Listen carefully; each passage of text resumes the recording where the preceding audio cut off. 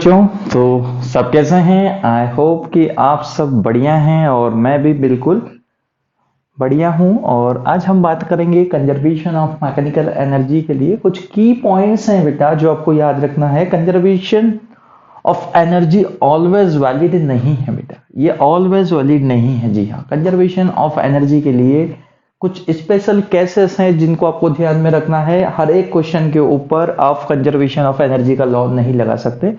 तो सबसे पहले कंजर्वेशन ऑफ एनर्जी हम समझेंगे कि वो क्या होती है, और यहाँ पे हम बात करेंगे मैकेनिकल एनर्जी को कंजर्व कैसे किया जाता है। तो मैकेनिकल एनर्जी इज व्हाट?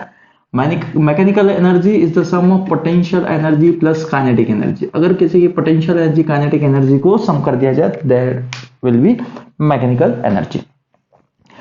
तो मैकेनिकल एनर्जी कैसे कंजर्व रहती है, आइए एक एक चीजों को हम डिस्कस करते जाएंगे। ठीक है, तो स्टार्ट करें, कॉपी और पेन निकालें और चीजों को नोट करना शुरू करें। थोड़ा इंपॉर्टेंट बातें डिस्कस होगी।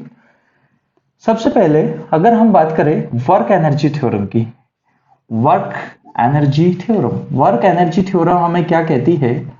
वर्क एनर्जी थ्योरम ने हमें यह बात बताई कि जो वर्क डन है आपका किसी भी बॉडी का, work done due to all the forces, किसी बॉडी के ऊपर जितने भी फोर्स लग रहे हैं और वो जो भी वर्क डन करते हैं वो वर्क डन उसमें चेंज इन काइनेटिक एनर्जी के बराबर होता है। चेंज इन काइनेटिक एनर्जी के बराबर होता है। Work done due to all the forces equal to change in kinetic energy. Okay, अब ऑल दी फोर्सेस में हम उन फोर्सेस को लेते हैं। अब इसको थोड़ा एक्सपांड करके देते हैं, इसको थोड़ा सा एक्सपांड किया जाए तो वर्क डन किन किन फोर्सेस के द्वारा हो सकता है? हो सकता है कि वहां पे कोई कंजर्वेटिव फोर्स हो, तो उस कंजर्वेटिव फोर्स ने अगर कोई वर्क डन किया होगा that will be omega C. हो सकता है कि उस बॉडी के पास कोई नॉन कंजर्वेटिव फोर्स हो, जैसे आपका फ्रिक्शन। आप किसी ब्लॉक को स्लाइड करा रहे हैं, अगर किसी सरफेस पे आप उस ब्लॉक को स्लाइड करवा रहे हैं तो बेटा वहां पे फ्रिक्शन हो सकता है। फ्रिक्शन एक कैसा फोर्स है बेटा? फ्रिक्शन एक नॉन कंजर्वेटिव फोर्स है। अगर कंजर्वेटिव नॉन कंजर्वेटिव फोर्सेस में आपको कोई दिक्कत है तो इसके प्रीवियस वीडियो देखिए, आपको क्लियरली पता चलेगा। ऐसे फोर्सेस जो डिपेंड ना करे पाथ पे, ऐसे फोर्सेस जिनका वर्क डन डिपेंड करे पाथ पे। और जो दूसरा वर्क डन कर सकते हैं, तीसरा, वो आपका कोई एक्सटर्नल फोर्स हो सकता है। एक्सटर्नल फोर्स यानी बाहर से लगने वाला कोई फोर्स हो सकता है। तो ये सभी वर्क डन जो मिलके काम करते हैं वो एक ही काम करते हैं कि बॉडी की काइनेटिक एनर्जी को बदल देते हैं। बॉडी की काइनेटिक एनर्जी को बदल देते हैं। इन सभी फोर्सेस के द्वारा जितना भी वर्क डन किया जाएगा, वर्क डन जितना भी होगा वो सारा वर्क डन इसकी काइनेटिक एनर्जी को बदलेगा। यहां पर कहीं पर भी हमने पोटेंशियल एनर्जी की बात नहीं करी है। हमने सारी की सारी जो वर्क डन है जितने भी फोर्सेस के द्वारा, उसको हमने कहा चेंज इन काइनेटिक एनर्जी के बराबर होगा। ओके, बट जब पोटेंशियल एनर्जी को डिफाइन किया गया तो पोटेंशियल एनर्जी जब डिफाइन हुई तो पोटेंशियल एनर्जी के बारे में यह कहा गया कि potential energy of any body is equal to negative of work done due to conservative force. Negative of work done due to conservative force, potential energy को इस तरीके से डिफाइन किया गया। अरे हाँ या ना? सर पता नहीं। नेगेटिव वर्क डन के बराबर होती है पोटेंशियल एनर्जी, नहीं पता है? आ जाओ। मान लीजिए, समझे बेटा, हमने प्रीवियस वीडियो में भी बताया, इसका नेक्स्ट भी आपको पता चलेगा। मान लीजिए कि आपके पास कोई एम मास की बॉल है, आप उसको h हाइट पर ले जाते हैं। ये हम ले गए इसको h हाइट पर। हमें ये कहा गया कि इसके अंदर पोटेंशियल एनर्जी कितनी है, तो किसी बच्चे ने आंसर किया सर पोटेंशियल एनर्जी इसके पास h हाइट पर गया है दैट विल बी mgh और it is called the gravitational potential energy. अब ये ग्रेविटेशनल पोटेंशियल एनर्जी उसने बताया mgh की। पोटेंशियल एनर्जी आई कहां से होगी या कैसे बताया गया होगा? तो जरा ध्यान देना बेटा कि अगर इस बॉल को आप ऊपर ले जाएंगे तो पहली बात तो उसके ऊपर फोर्स लगने वाला, नीचे कितना लगेगा? mg gravitational force. और ऊपर ले जा रहा है यानी कि डिस्प्लेस हो रही है ऊपर। अगर मुझे यहां पे वर्क डन निकालने को कहा जाता है तो work done is negative of force into displacement. क्यों? क्योंकि फोर्स नीचे, डिस्प्लेसमेंट का ऊपर, there will be negative work done होगा। Negative work done it means minus of mg into displacement कितना हुआ? h, that will be minus of mgh। इतना work done आपने किया है इसको ऊपर ले जाने में। अगर इस वर्क डन में नेगेटिव को दोनों तरफ मल्टीप्लाई कर दिया जाए तो minus of W is equal to mgh और that mgh is equal to potential energy. तो हमने ऐसे ही तो डिफाइन किया था पोटेंशियल एनर्जी को, जो वर्क डन करेंगे उसका नेगेटिव।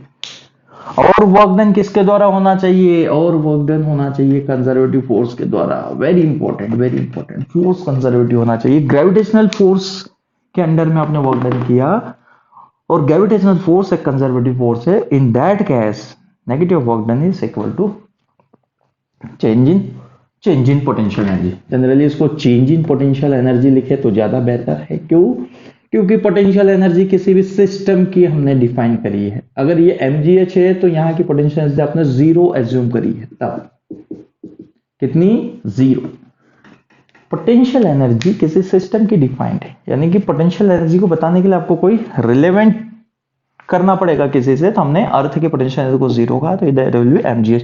तो फिर हमें पता चला कि potential energy negative work done के बराबर हुई। हमने इस इक्वेशन में थोड़ा सा करेक्शन किया। Work done due to non conservative force plus work done due to external force is equal to change in kinetic energy minus of work done due to conservative force.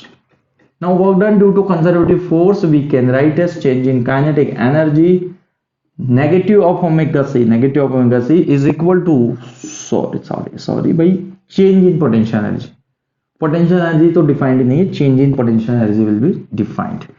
तो change in potential energy that will be PE।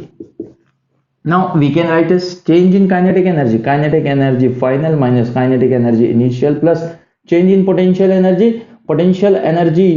Final minus potential energy initial, यही लिखेंगे। चलो पहले U use करते थे, अब P use करें, कोई फर्क नहीं पड़ता, चलो P लिख लो। So kinetic energy plus potential energy final, kinetic energy final plus potential energy final, now minus of kinetic energy initial plus potential energy initial. ओहो, kinetic energy initial potential energy initial, that will be kinetic energy plus potential energy is equal to mechanical energy. We can write change in E final minus change in E initial, और इसको ऊपर लिख दिया जाए। यानी कि हम ये बात कह रहे हैं कि work done due to non conservative force plus work done due to external force is equal to mechanical energy final minus mechanical energy initial.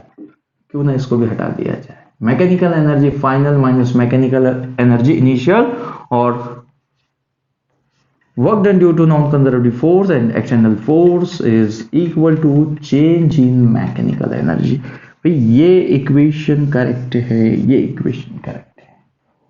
अभी भी आपकी मैकेनिकल एनर्जी कंजर्व नहीं है। मैकेनिकल एनर्जी कंजर्व नहीं है, क्यों नहीं है? दो रीजन है इसके। एक तो यहां पे कोई ना कोई नॉन कंजर्वेटिव फोर्स है, इसके ऊपर कोई ना कोई नॉन कंजर्वेटिव फोर्स फ्रिक्शन काम कर रहा है, तो आप ये नहीं कह सकते कि उसकी टोटल मैकेनिकल एनर्जी कंजर्व रहेगी, टोटल मैकेनिकल एनर्जी कंजर्व रहेगी। और दूसरी बात, कोई ना कोई एक्सटर्नल फोर्स भी अगर वहां पे काम कर रहा है, तो एक्सटर्नल फोर्स होने की वजह से और नॉन कंजर्वेटिव फोर्स होने की वजह से change in mechanical energy constant नहीं है। और मैकेनिकल एनर्जी कांस्टेंट फिर कब है, कंजर्व कब है? तो वो तब कंजर्व हो सकती है बेटा जब वर्क डन आपका कोई नॉन कंजर्वेटिव फोर्स करे, या ऐसा कह दे कि that surface will be frictionless. अगर फ्रिक्शनलेस सरफेस है तो वहां पे कोई फोर्स नहीं होगा, फोर्स नहीं होता, work done due to non conservative force zero. और in that case we can say change in mechanical energy is equal to work done due to external force। अब यहां पर जो मैकेनिकल एनर्जी में चेंज आएगा that will be equal to work done from the external force। ये भी आप calculate कर सकते हैं जब हमारे पास नॉन कंजर्वेटिव फोर्स का वर्क डन जीरो। और क्या हो सकता है? अभी भी मैकेनिकल एनर्जी कंजर्व है क्या? नहीं।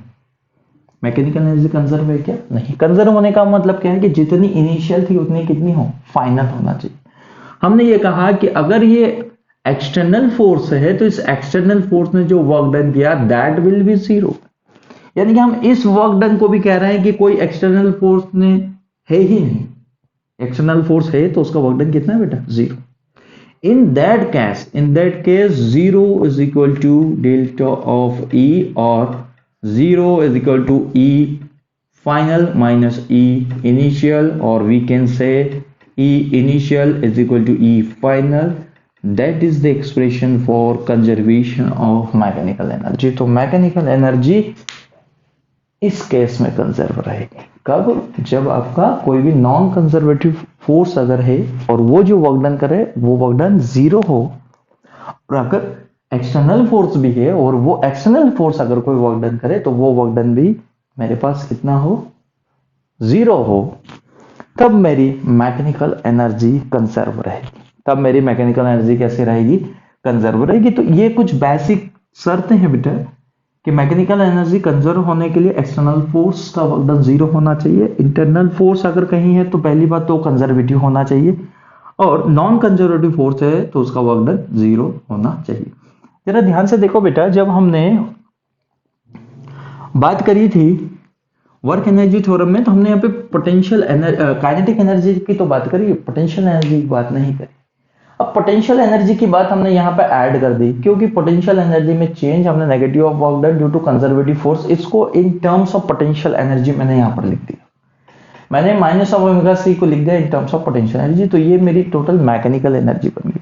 यानी कि work done due to only conservative force सिर्फ पोटेंशियल एनर्जी को डिफाइन करता है, सिर्फ पोटेंशियल एनर्जी को डिफाइन कर। तो अगर पोटेंशियल एनर्जी और काइनेटिक एनर्जी कंजर्व रखना है आपको, यानी कि मैकेनिकल एनर्जी आपको कंजर्व रखना है, तो दैट विल बी 0 होना चाहिए। Work done due to non conservative force and work done due to external force हमारे पास कितना होना चाहिए, 0 होना चाहिए। तो कुछ की पॉइंट्स डिस्कस करें। वो की पॉइंट्स क्या है जो हमने प्रीवियस में या इस लेक्चर्स में यूज करे हैं, वो की पॉइंट्स को अगर आप ध्यान से याद रखें तो क्वेश्चंस करते समय आपको छोटे छोटे जो टॉपिक्स नहीं पढ़ने से प्रॉब्लम्स आती है वो रिमूव हो जाएगी ना। की पॉइंट्स क्या है, जैसे की पॉइंट्स ये कहते हैं कि work done due to all forces कोई सा भी force is equal to change in kinetic energy, ये हमने कहा। और we can write as kinetic energy final minus kinetic energy initial. दूसरा हमने ये कहा कि work done due to conservative force is 0 when a body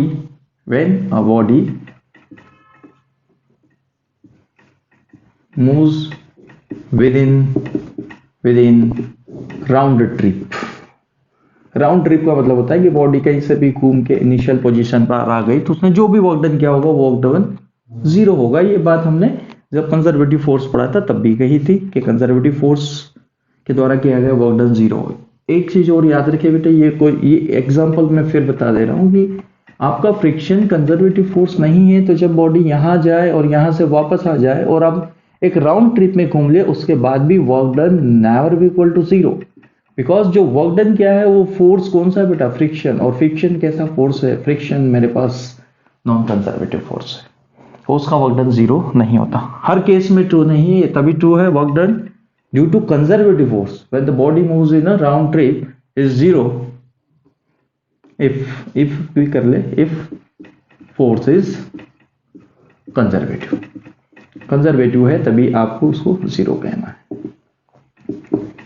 sorry conservative. Now फिर क्या बात कही, फिर हमने एक और बात कही कि जो हमारा negative of work done due to conservative force है that will be equal to change in potential energy, और we can say potential energy final minus potential energy initial.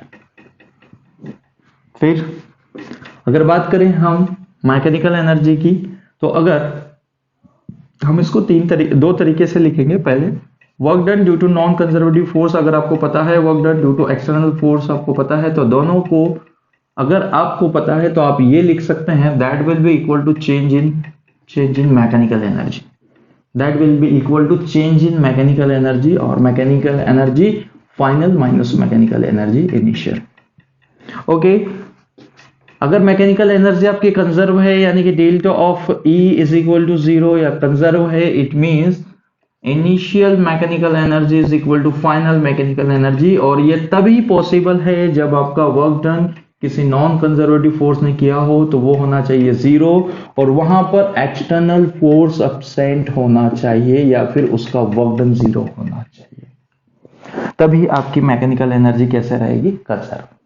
Mechanical energy तभी हमारी कंजर्व रहेगी। मैक्सिमम केसेस में हमारे पास frictionless surface दी होगी, तो work done due to non conservative force friction के लिए हम 0 एज्यूम करेंगे, और एक्सटर्नल फोर्स हम दिया होगा तो ओके, नहीं दिया है तो उसका work done 0। In that case mechanical energy is conserve. Okay, चलिए तो कुछ क्वेश्चंस करेंगे तो हमारे पास ये टॉपिक्स और अच्छे से क्लियर हो जाएंगे। तो रेडी हो जाइए क्वेश्चंस करने के लिए।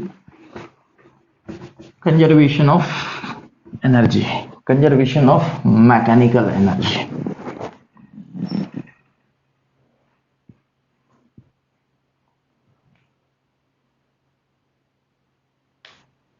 Okay, question number first. Question first हमें ये कहता है कि आपके पास कोई स्प्रिंग है और उसको इस तरीके से लटका दिया गया है। यहाँ पे कोई वेट है m है जिसका मास, आपने इसको पकड़ के रखा हुआ है। ये मेरा हाथ है जो मैंने इसको इस तरीके से पकड़ के रखा हुआ है। स्प्रिंग कांस्टेंट मेरे पास k है और मुझसे ये पूछा गया है कि बताओ जब इस हाथ को हटा दिया जाएगा, find elongation in spring when we remove the hand.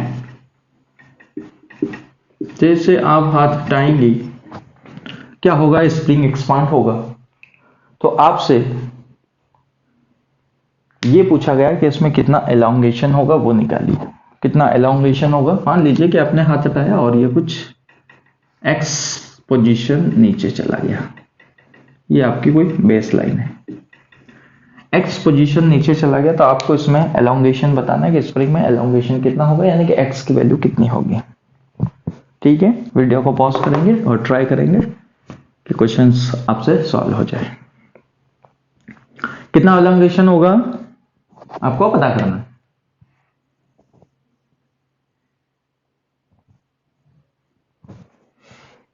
Option दे दें,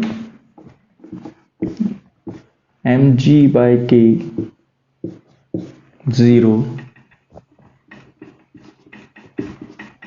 2mg/k d वाला ऑप्शन है आपके पास k/2mg। इन चारों में से एक ऑप्शन करेक्ट है। चलो, किसका आ गया है, किसी का आ गया है तो बहुत अच्छी बात है, और जिसका नहीं आया है उसके लिए भी ज्यादा अच्छी बात है, क्योंकि इसके बाद उसको आने वाला है। इधर देखो बेटा, क्या पढ़ा हमने, मैकेनिकल एनर्जी का कंजर्वेशन, यानी कि मैकेनिकल एनर्जी कंजर्व होने की बात कही है। तो पहले बात तो स्प्रिंग फोर्स की बात करें तो स्प्रिंग फोर्स कैसा है, स्प्रिंग में जो फोर्स होता है that will B conservative force, है ना। अब यहाँ पे बाकी सारी चीजें जैसे फ्रिक्शन फोर्स है तो है ही नहीं, वहां पे फ्रिक्शन को हमने 0 का है। एक्सटर्नल फोर्स कुछ नहीं है, यहाँ पे जो कुछ है वो स्प्रिंग फोर्स ही है। हाँ, जब आप इस हाथ को हटाएंगे तो ऑब्वियसली नीचे की तरफ एक फोर्स mg,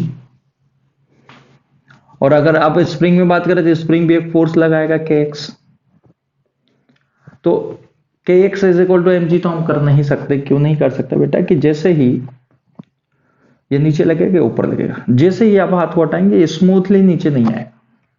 यानी कि अगर आप ऐसा सोच रहे हैं कि मैं स्प्रिंग फोर्स kx को इक्वल कर दूं इक्वल टू mg और x is equal to mg/k कर दूं, दैट विल बी रॉन्ग। वो क्यों रॉन्ग है, क्योंकि आप जैसे हाथ हटाएंगे स्मूथली नहीं आएगा, यानी कि फोर्सेस इक्विलिब्रियम में नहीं है बेटा। इंटायर जो उसमें डिस्प्लेसमेंट हो रहा है यहाँ तक वहां तक फोर्सेस इक्विलिब्रियम में नहीं है, फोर्सेस आपके इक्विलिब्रियम में नहीं। तो फिर क्या करें? तो ये ऑप्शन तो इसका गलत है। हम यूज करेंगे conservation of energy, conservation of mechanical energy. यानी कि मैं यह कह रहा हूं कि आपके पास जो काइनेटिक एनर्जी फाइनल है प्लस पोटेंशियल एनर्जी जो फाइनल है वो इक्वल होना चाहिए काइनेटिक एनर्जी जो इनिशियल थी, पोटेंशियल एनर्जी जो इनिशियल थी। अब पोटेंशियल एनर्जी जब लिखने की बात कही जाएगी तो कहीं पर आपको पोटेंशियल एनर्जी को रेफरेंस देना पड़ेगा, यानी कि एक ऐसा पॉइंट लेना पड़ेगा जिसके ऊपर पोटेंशियल एनर्जी पहले से डिफाइंड है।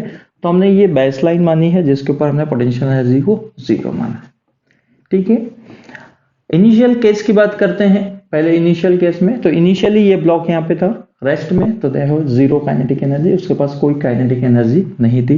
पोटेंशियल एनर्जी की बात करें तो हमने पोटेंशियल एनर्जी को एट इनिशियल पोजीशन कितना रखा है बेटा? 0। तो इनिशियली इसके पास जो मैकेनिकल एनर्जी थी वो मेरे पास कितनी है? ये 0। Initial kinetic energy, initial potential energy. Kinetic energy final, यानी कि ये जब ब्लॉक नीचे आएगा, मान लीजिए कि हाथ हटा दिया गया यहां से, ये हटा दिया गया, ये ब्लॉक आ गया यहाँ पे नीचे इस डिस्टेंस पर, यहां पर आ गया, और यहां पर आकर ये क्या करने वाला है? वही स्टॉप हो जाएगा, रुक जाएगा, एक्चुअल में ऑसिलेशंस करेगा, बट हम ऑसिलेशंस की बात नहीं कर रहे। हमने कहा कि जैसे ही हाथ रिमूव हुआ ये ब्लॉक अचानक से नीचे आया और नीचे आके यहाँ पे रुक गया, और जब ये रुक गया है तो इसके अंदर कोई वेलोसिटी नहीं, तो इसके अंदर कोई काइनेटिक एनर्जी भी नहीं, इसके अंदर कोई काइनेटिक एनर्जी नहीं।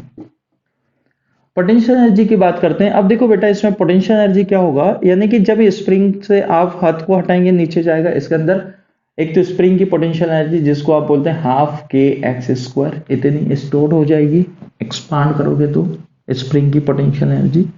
और दूसरी पोटेंशियल एनर्जी आपने बेसलाइन जो मानी है वो यहां पर है, और आप इस बेसलाइन से कितना नीचे चले गए? एक्स, यानी कि आप बेसलाइन से एक्स नीचे चले गए तो आपके अंदर ग्रेविटेशनल पोटेंशियल एनर्जी कितनी होगी? Minus of M G X. बोलो हाँ या ना? ये नीचे गया होगा, नीचे गया होगा तो पोटेंशियल एनर्जी कितनी हुई होगी? Minus of M G X. Baseline से नीचे गए ना तो पोटेंशियल एनर्जी क्या होगी? डिक्रीज। कितनी? Minus of M G X. बस इसको सॉल्व कर लिया जाए तो 1/2 के X square is equal to M G X, negative उधर जाएगा तो पॉजिटिव, एक एक्स से एक square cancel, now that will be 2mg x is equal to 2mg by k। Which option is correct? C, 2mg by k। Conservation of energy use करना पड़ेगा। क्यों? क्योंकि यहां पे इसको स्मूथली नहीं छोड़ा गया, सडनली छोड़ा गया। तो सडनली छोड़ा तो हमने इनिशियल काइनेटिक एनर्जी पता, इनिशियल एनर्जी उसकी लिखी, फाइनल एनर्जी उसकी लिखी, दोनों कंजर्व रहेगी क्योंकि यहाँ पे दूसरे फोर्सेस है नहीं, एक्सटर्नल फोर्स है नहीं, कोई नॉन कंजर्वेटिव फोर्स है नहीं। तो जो मेरी मैकेनिकल एनर्जी है वो कैसे रहने वाली बेटा? कंजर्व रहने वाली। ओके, आया? चलिए अब एक काम करिए, इसी क्वेश्चंस को मॉडिफाई करें।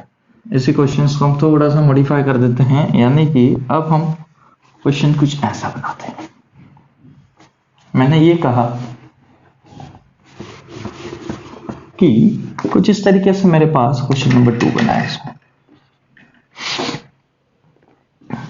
पुली है, यहां पे एक स्प्रिंग लगा हुआ है, सॉरी स्प्रिंग लगा हुआ है, थोड़ा सा बड़ा बना दिया जाए। ये मेरे पास कोई स्प्रिंग लगा हुआ है बेस लाइन से, इस तरीके से इसको घुमा के इसके ऊपर कोई वेट रख दिया गया है m। ये आपकी कोई पुली है, स्प्रिंग कांस्टेंट वही मेरे पास k है, यानी कि अब मैंने इसको फिर से होल्ड करके रखा हुआ है मेरे हाथ में, इसको मैंने होल्ड करके रखा है कुछ इस तरीके से।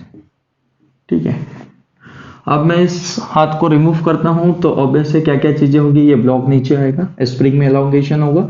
मान लीजिए कि स्प्रिंग में एलोंगेशन यहां तक हुआ, यानी कि उसमें एक्स एलोंगेशन हुआ। उसकी नॉर्मल पोजीशन से वो x ऊपर चला गया, खींचे जाएगा ना, जैसे ही हाथ हटाओगे ये खींचे जाएगा। तो आपको ये बताना है बेटा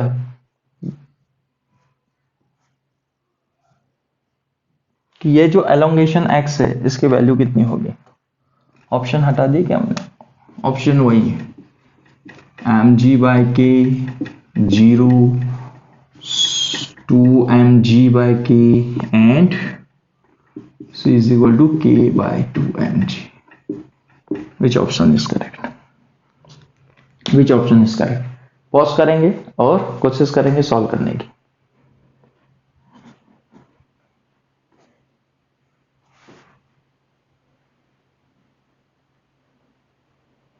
कर लिया, कर लिया।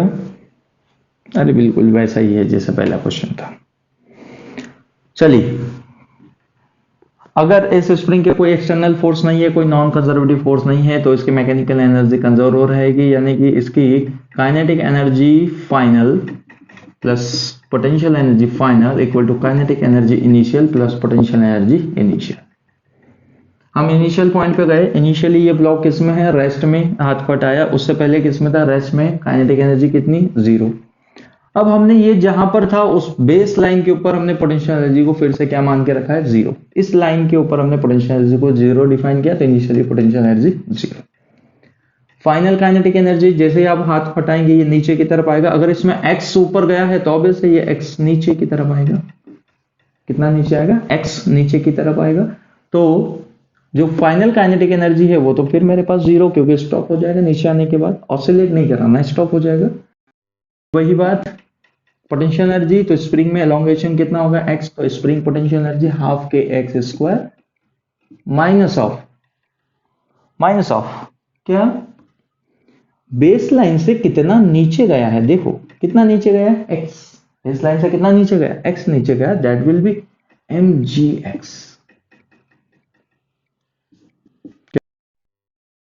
सेम इक्वेशन बन सेम आना चाहिए, X square is equal to M G X. Now X से एक्स स्क्वायर गया, X is equal to 2mg/k। Diagram घुमा के दे दिया, बाकी कुछ नहीं, डायग्राम को उल्टा करके दे दिया है, बाकी सिमिलर टाइप है, 2mg/k। ओके, अगले क्वेश्चन करें, अगले क्वेश्चन का जो next question, question number 3। Question number 3 क्या कह रहा है मुझे, क्वेश्चन 3 दिया है, एक स्प्रिंग दिया है आपके पास, और इस स्प्रिंग को किसी फोर्स से कंप्रेस किया गया जो कि अपनी नेचुरल लेंथ से 2 मीटर तक कंप्रेस हो गया। स्प्रिंग का मास मान लीजिए कि मास 1 kg था इसके ऊपर। अभी जिस सरफेस के ऊपर स्लाइड कर रहा था बेटा, उस सरफेस का फ्रिक्शन भी हमें दिया है 0.5। सरफेस का फ्रिक्शन दिया 0.5, स्प्रिंग कांस्टेंट मेरे पास दिया है 50 न्यूटन पर मीटर। जब इस स्प्रिंग को कंप्रेस किया गया, तो कंप्रेस करने के बाद 2 मीटर कंप्रेस करने के बाद स्प्रिंग फिर से एक्सपांड हुआ होगा, और एक्सपांड होके वो इसकी जो नेचुरल लेंथ है, यहां पर है नेचुरल लेंथ, ये जो नेचुरल लेंथ है स्प्रिंग की, उस नेचुरल लेंथ से ये x डिस्टेंस एक्सटेंड तक कर गया, यानी कि यहां तक गया, इस सरफेस के ऊपर ये यहां तक गया। ओके, और हमसे ये पूछा गया फाइंड x। हमसे पूछा गया कि x की वैल्यू बताओ, ये अपने नेचुरल लेंथ से कितना एलोंगेट हुआ है, अपने नेचुरल लेंथ से कितना एलोंगेट हुआ है। तो कैसे पता करेंगे, क्या कंजर्वेशन ऑफ मैकेनिकल एनर्जी काम करेगा, कर सकता था, बट अगर वहां पर कोई नॉन कंजर्वेटिव फोर्स का वर्क डन नहीं होता। बट यहाँ पर फ्रिक्शन दिया है बेटा, तो फ्रिक्शन एक नॉन कंजर्वेटिव फोर्स है, और जिसकी वजह से कोई ना कोई वर्क डन किया होगा। तो हमारी जो इक्वेशन है कंजर्वेशन ऑफ एनर्जी, उसको एज इट इज न लगाते हुए हम उसे कुछ इस तरीके से लगाएंगे, work done due to non conservative force plus work done due to external force. अब यहाँ पे कोई एक्सटर्नल फोर्स प्रेजेंट नहीं है, उसको हम रखेंगे 0, that will be equal to mechanical energy final minus mechanical energy initial. जो वर्क डन है आपका वो मुझे कैलकुलेट करना पड़ेगा नॉन कंजर्वेटिव फोर्स के द्वारा। नॉन कंजर्वेटिव फोर्स कौन है मेरा? फ्रिक्शन। तो फ्रिक्शन कितना होता है बेटा? Mu into N, mu into N. Mu की वैल्यू कितनी? 0.5 इंटू एन। एन कितना बेटा? नॉर्मल रिएक्शन किसके बराबर? M G. जी को लेट सपोज यहाँ पे हम ले लेते हैं 10, जी की वैल्यू हमने ले ली 10 मीटर पर सेकेंड स्क्वायर, ग्रेविटेशनल एक्सेलरेशन। तो दैट विल बी 0.5 इंटू 1 के जी का मास इंटू जी कितना? 10, that will B 5 Newton. Friction 5 Newton का फोर्स लगा रहा है, लेकिन फ्रिक्शन जो फोर्स लगा रहा है वो अपोजिट डायरेक्शन में लगा रहा है। फ्रिक्शन फोर्स कहां लग रहा है बेटा? Opposite direction. कितना? 5 न्यूटन का। फ्रिक्शन ने वर्क डन कितना किया होगा? ये तो प्रेजेंट है नहीं, तो इसका वर्क डन तो हम लिखेंगे 0। फ्रिक्शन ने वर्क डन कितना किया होगा? तो 5 न्यूटन का फोर्स लगाया, 5 इंटू डिस्प्लेसमेंट कितना हुआ? देखो जब ये ब्लॉक इधर जाएगा तो 2 मीटर ये और x ये, यानी कि 2 प्लस एक्स, इतना डिस्टेंस होगा फोर्स इंटू डिस्प्लेसमेंट। और चूंकि ये वर्क डन फ्रिक्शन ने किया है इसलिए ये नेगेटिव, क्योंकि फ्रिक्शन फोर्स हमेशा अपोजिट डायरेक्शन में लगा, डिस्प्लेसमेंट आगे होगा। दैट विल बी, ये हो गया 0, that will be equal to final kinetic energy, final kinetic energy plus final potential energy minus initial kinetic energy plus initial potential energy. हर जगह पे कंजर्वेशन ऑफ एनर्जी का rule E final is equal to E initial करके नहीं लगाना। यहाँ पे friction दिया था तो हमें ये फॉर्मूला यूज करना चाहिए, या फिर हमें पता होना चाहिए कि नॉन कंजर्वेटिव फोर्स का वर्क डन अगर कहीं है तो उस वर्क डन को हम उसके इक्वल करें। ओके चलिए तो इसको सॉल्व करते हैं। तो ये हमारे पास आया 5 into 2 plus x, that will B 0। Kinetic energy final, यानी कि जब आप इसको कंप्रेस करोगे छोड़ोगे, यहाँ आएगा वेलोसिटी कितनी बेटा? 0। जब इसके अंदर 0 तो इसके फाइनल काइनेटिक एनर्जी कितनी? 0। पोटेंशियल एनर्जी फाइनल कितनी? जब आप इसको छोड़ोगे तो आगे पीछे आते हुए कहाँ रुकेगा? नेचुरल लेंथ पे। नेचुरल लेंथ पे पोटेंशियल एनर्जी हमारा कितना है? एजम्पशन बताओ कितना है? 0। Minus kinetic energy initial, initially आपने क्या करके रखा था? इसको कंप्रेस करके रखा था, कंप्रेस करके रखा हुआ था, यानी कि यहां पर भी ये रुका हुआ था, that have 0 kinetic energy. Potential energy कितनी होगी इनिशियली? तो इनिशियली हमने इसको कंप्रेस किया था, that will be half of K X square. Compress करके रखा था ना, तो पोटेंशियल एनर्जी उसके अंदर आएगी, that will be minus of 5 into 2 plus X is equal to minus of 1/2 के एक्स स्क्वायर। माइनस से माइनस कैंसिल करिए, और क्यों ना हम इस 2 को इधर भेज देते हैं, दैट विल बी 10, और भेजने के पहले 5 इंटू 2 प्लस एक्स करें, that will be equal to 1/2 K की वैल्यू रख दी जाए, कितना दिया है? 50 न्यूटन पर metre, that will be 50 and X square 2 से 25 टाइम्स, 5 5 जा 25, that will be 5x square minus of 2 minus of x plus minus of 2 equal to 0। सही किया है? 2 से 25 को कैंसिल कर दिया, दैट 25 टाइम 25 से फिर हमने 25 को कैंसिल कर दिया, that is 5x square positive, इधर का 2 नेगेटिव और 2 नेगेटिव। भाई ये हमारे पास एक क्वाड्रेटिक इक्वेशन आई है, और इस क्वाड्रेटिक इक्वेशन को सॉल्व किया जा सकता है, जिससे x की 2 वैल्यू हमें कोई से भी मिल सकती है, एक पॉजिटिव हो सकती है एक नेगेटिव, और लेंथ कभी नेगेटिव नहीं होती, तो जो वैल्यू आपकी पॉजिटिव आएगी वही आपका आंसर होगा। तो यहां पर मैकेनिकल एनर्जी को कंजर्व करके कैसे हमने देखा कि वो नहीं रह सकती, क्यों नहीं रह सकती, तो उसका रीजन हमें पता चला। क्यों नहीं रह सकती? क्योंकि यहां पे वर्क डन किया है नॉन कंजर्वेटिव फोर्स में। ठीक है, ओके। और है मेरे पास क्वेश्चन नंबर 4, मुझसे ये कह रहा है कि आपको मैंने कुछ ऐसा काम दे दिया है, एक मैंने इंक्लाइन प्लेन दे दिया विथ एंगल थीटा दे दिया, यहाँ पे एक ब्लॉक रख दिया, आगे चल के एक स्प्रिंग रख दिया, और इस स्प्रिंग को मैंने कंप्रेस कर दिया, ये मास मैंने ले लिया m, और स्प्रिंग कांस्टेंट मेरे पास है k,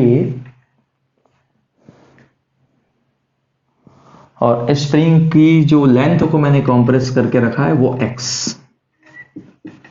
इस स्प्रिंग के इस लेंथ को x कंप्रेस करके रखा, इधर से फोर्स लगा के रखा है, और जब ये फोर्स रिमूव किया जाएगा, जब ये फोर्स रिमूव कर दिया जाएगा तो ये ब्लॉक जो है पुश होगा, और पुश होने के साथ साथ ये ब्लॉक इस इंक्लाइन प्लेन के ऊपर मूव करने वाला है, इसके ऊपर कहीं ना कहीं जाएगा।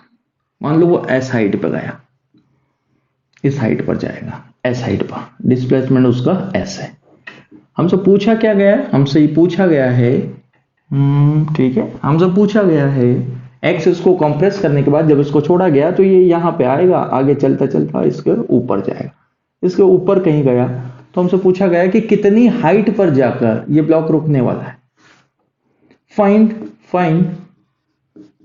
The value of S, S की वैल्यू आपसे पूछी गई, कितनी हाइट पर जाकर ये रुकने वाला है, कितनी हाइट पर जाकर ये रुकने वाला है। क्या सर यहाँ पे मैकेनिकल एनर्जी कंजर्व रहेगी, क्या फ्रिक्शन दिया मैंने, नहीं, यानी कि एक एज्यूम्पशन हमने ये कह दिया कि that surface will be frictionless surface, frictionless surface, friction है नहीं, चलो बहुत सारी समस्याएं गायब हो गई अगर हमारे पास फ्रिक्शन नहीं है तो। Now find the value of S, S के वैल्यू को फाइंड करना है, एस कितना होगा। यहां पर फ्रिक्शन है नहीं इसलिए मैकेनिकल एनर्जी कंजर्व होगी, यानी कि mechanical energy, mechanical energy, answer देखें, mechanical energy final is equal to mechanical energy initial, sir initial final लिख रहा हूं, mechanical energy final is equal to mechanical energy initial, ठीक है। यानी कि kinetic energy initially plus potential energy initially plus, sorry, equal to kinetic, अरे उल्टा उल्टा उल्टा उल्टा उल्टा, काइनेटिक एनर्जी इधर क्या लिखे हैं फाइनल, पोटेंशियल एनर्जी इधर क्या लिखे हैं final, equal to kinetic energy इधर क्या लिखे हैं बेटा इनिशियल, प्लस पोटेंशियल एनर्जी इधर क्या लिखे हैं इनिशियल। काइनेटिक एनर्जी फाइनल यानी कि ब्लॉक ऊपर जाएगा, ऊपर जाके यहां तक पहुंच गया और भाई साहब फिर रुक जाने वाले हैं, they have zero kinetic energy, finally वो ऊपर जाके रुकने वाला है इसलिए उसके अंदर kinetic energy zero. Potential energy कितनी होगी, पोटेंशियल एनर्जी कितनी होगी, तो पोटेंशियल एनर्जी कैसे पता करोगे, पोटेंशियल एनर्जी कितनी होगी, कितनी होगी, कितनी होगी, आ जाओ, इसके अंदर पोटेंशियल एनर्जी कितनी होगी फाइनली, तो ये कितनी हाइट पर पहुंचेगा, पहले वो हाइट निकालना पड़ेगी मुझे, कितनी हाइट पर पहुंचेगा तभी तो पोटेंशियल एनर्जी डिफाइन कर पाओगे। तो हमने कहा अगर ये एस है, ये डिस्प्लेसमेंट एस है, ये थीटा है, that will be S cos theta, जिसके साथ थीटा उसके साथ एस कॉस थीटा, और इसका जो वर्टिकल कंपोनेंट है that will be S sine of theta. अगर ये एस साइन ऑफ थीटा है तो that height will be S sine theta, लिख सकता हूं या नहीं, अरे हाँ या नहीं, एस साइन थीटा, ये एंगल मेरे पास थीटा, ये S that will be S cos theta, S sine theta, और फ्री वेक्टर अगर ये एक्स साइन थीटा है तो ये भी एस साइन थीटा होगा, यानी कि अर्थ से कितने हाइट पर है, एस साइन थीटा हाइट पर है। फोर्स कौन काम कर रहा होगा बेटा, M G into S sine theta, mg into S sine theta. अगर कोई बॉडी अर्थ से एस साइन थीटा हाइट पर है और आपसे पूछा गया कि उस बॉडी की पोटेंशियल एनर्जी बताइए यहां पर कितनी होगी जब ये हाइट एस साइन थीटा है, तो आपने कहा सर mg, h की जगह हम लिखेंगे mg S sine of theta, बोलो हाँ, तो ये मेरी final potential energy is equal to kinetic energy initial, initially कहा था बेटा रुका हुआ, काइनेटिक एनर्जी कितनी, जीरो। अब इनिशियल पोटेंशियल एनर्जी कितनी होगी, कितना कंप्रेस करके रखा था, x, तो पोटेंशियल एनर्जी कितनी है, half of K X square. पूछा क्या है आपसे, s पूछा है, क्या मैं s निकाल सकता हूं, हाँ सर निकाल सकते हैं। अब M G S sine of theta is equal to half of K X square लिख सकते हैं, that will be s is equal to 1/2kx² upon में mg and sine of theta. बहुत सारे क्वेश्चंस बनाए जा सकते हैं, आपको इनकी वैल्यूज पता होना चाहिए या वैल्यू दे के रखते हैं क्वेश्चंस में। मास दे दिया, जी की वैल्यू आपको पता है, थीटा दे दिया, एक्स दे दिया, के दे दिया, और पूछा गया कि बताओ ब्लॉक कितनी हाइट पर जाएगा। तो एक और यू आपको एक फॉर्मूला मिल गया एक तरीके से कि आप इस तरीके के क्वेश्चंस को जब आपको डील करना हो जो इंक्लाइन प्लेन पर हो तो आप इसकी मदद ले सकते हैं। ठीक है, ओके। तो बाकी हम देखेंगे नेक्स्ट टॉपिक में या नेक्स्ट लेक्चर में। जब तक के लिए पढ़ाई करते रहिए। All the very best.